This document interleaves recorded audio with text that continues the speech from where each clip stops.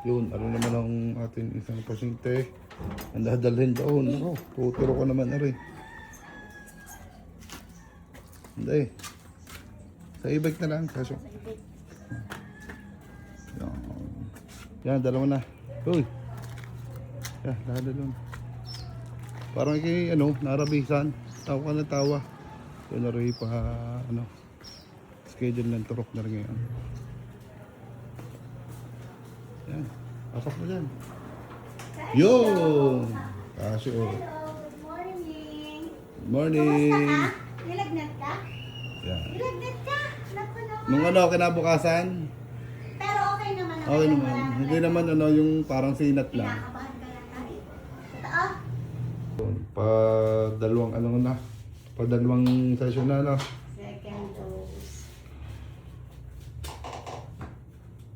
Hanggang kailan yan? Babalik siya January 2. January 2. Oo. Tapos may isa pa ng Ikaw. January 23. Kasi, Ang ituturok ngayon, kaliwat kanan pa rin. Oo. Yun, ako. Magkapilapan.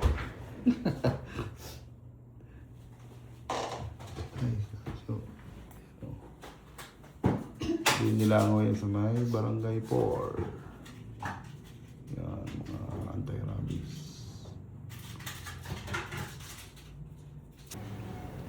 Yan mga contact numbers sila diyan. Barangay 4. Ito mga division. Sa Kaulot ng Gasem. May number sa sila. Ang kanilang labas. Yan yung sa may central. Pagpasok mo din sa padalawang kanto, makikita niyo yan. ABC Animal Bite Center.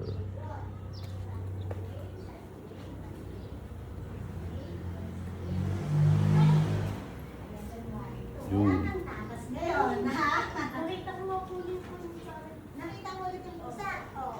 Pag po yung pusa ay nagkasakit, Yun. naging agresibo, Yun. tapos hindi kumakain, hindi umiinom, lalong-lalo na po kung mamamatay po ang pusa. Nako. Pero yun naman po ay kung mamatay man po ang pusa, may confirmatory test pa po na ginagawa dun sa pusa. Yeah. Para ma-check kung rabies nga po yung kinamatay ng pusa. Yun. Kung rabied man po Ang yung observation. pusa. Now, Ginagawa. yun ha. Alim. Okay. Ganyan. Yun ha. Yun. Bukol lang na yun.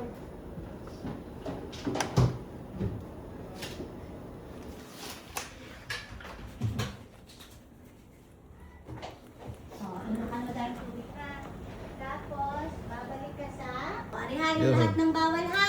Thank you. Salamat. Okay. Salamat po. Kailan balik? Tasha? January? Ha? January ano? 2. Bah, bisperas ng piyesta. Yun. Awin na.